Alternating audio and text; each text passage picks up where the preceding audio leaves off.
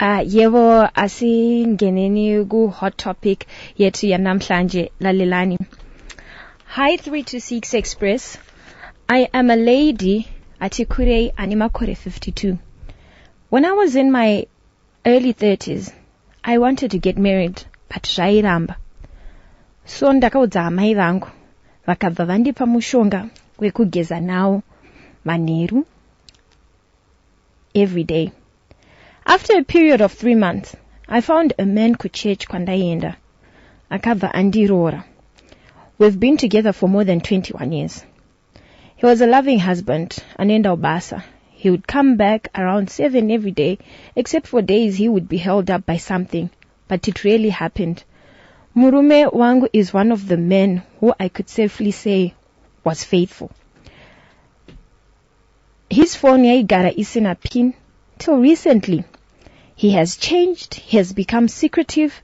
He used to buy me my gifts, but for Valentine's iyapfura vedare I didn't even receive anything. Takungoita kunge my roommates, and I have realized that he could be seeing someone else. Now I am not sure kuti mushonga uya wandakapiwa ndiwo waishanda and it wore off.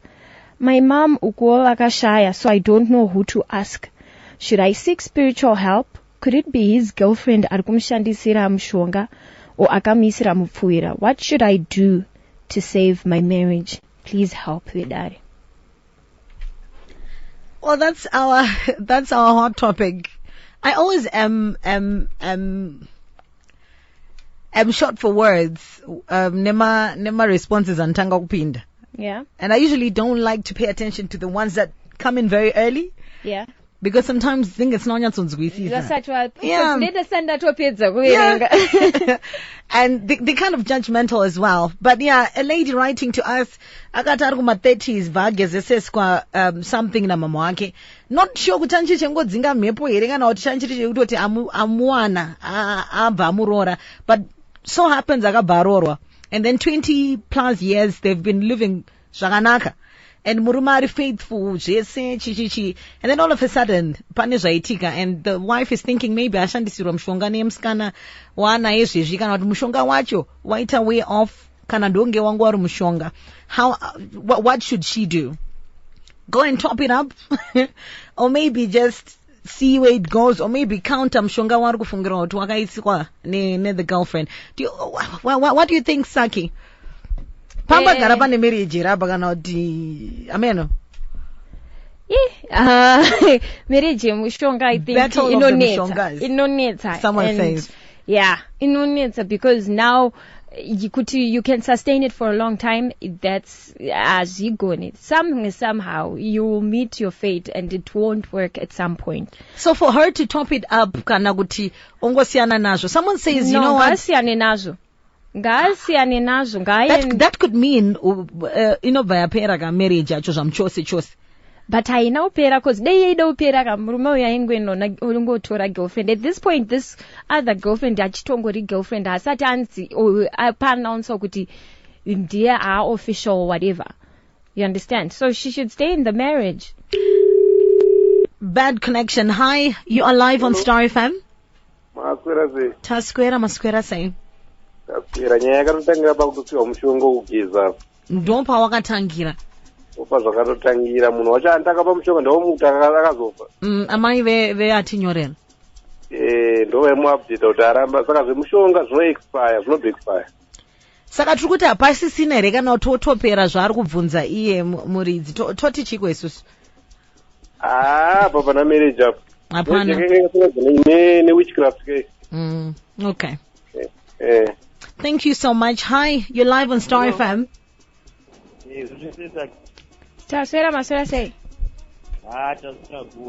You can go ahead and contribution here.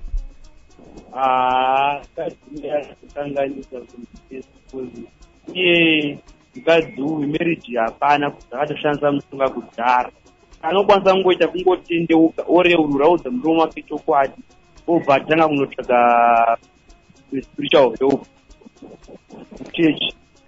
Ko akarambwa zvinenge zvatongopero zvakadaro tongogamuchira kuti ndo zvavepo. And the line dropped.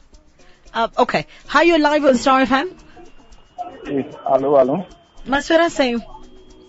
Chinoitika panoitwa rudo rwekushonga ka hazvitaro saka anofana kuenda kuchechi onamatira. Alright, anamatirwa zviri kudzosa munhu here kana kuti zviri zvekutotsvaga mumwe? Because kana zvakatangwa nemushonga tikazozvinamatira zvinodzoka here? Tiri kuti chii isusu? Aya ngaitoti because ngemushonga kandi sataniki ngaitsvage Mwari. Ngaangotsvaga Mwari. Do you know what? Anzi marriage iyi akaiwana nemushonga saka yakuendawo kwayakabva nemushonga. So akushandisirwawo mushonga saka ndizvozvo ngaazvigamuchire. Uyo kufa kwemujoni kamba naivhari but kufa kwen'anga manje mushonga unobvuruvara. So kana achitoda marriage yoyo she must top up mushonga wacho. Hopefully azvikwadze vanhu. Hi, you're live on Star FM. Hey Donna, how are you? Good. What's your contribution? Zvakangotanga zvemushonga ndopaakato Irasa. yakabva yatongofira ipapo. Kana waita zvemushonga utongoita zvemushonga. Saka hapana. Zvino aimuitisa akashaya ka. Saka uyo ndongano zhinji dzatinongonzwa kunzi sekuru vaye vakazofa kwedzokera kwacho. Saka apa oita sei? Ongoziva kuti hapasina marriage here. Marriage yenhema yacho. Marriage yagara pasina. Marriage hapatombona kana because akashandisira munhu mushonga. Saka munhu apengenuka. 20 years later. Do you know, you never think it's going to come. You never think... yeah. Hi, you're live on Star FM. Tirina muri saying?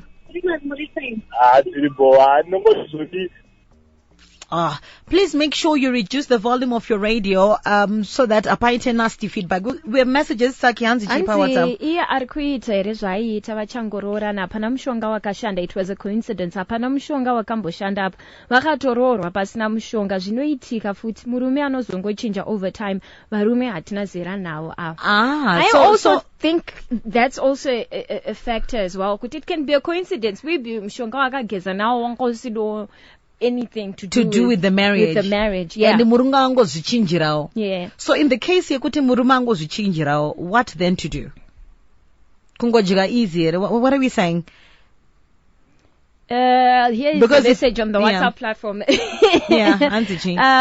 Anzi mushonga hauna kupera. Iye ndiye apera. 52. Many a time when women get into menopause, they have challenges. Okay. Hi, you're live on Star FM. Yes, how are you? I think we are missing the point here. Okay. One, mushonga waakashandisa akageza iye asati asangana nemurume wake. Ndizvozvo. Kuti haana kutyisa murume. It might be pamwe anga ane jambora anga anaro raakageza akaklinswa iye. So it's not related. Yes. I I think ingori nyaya yekuti ane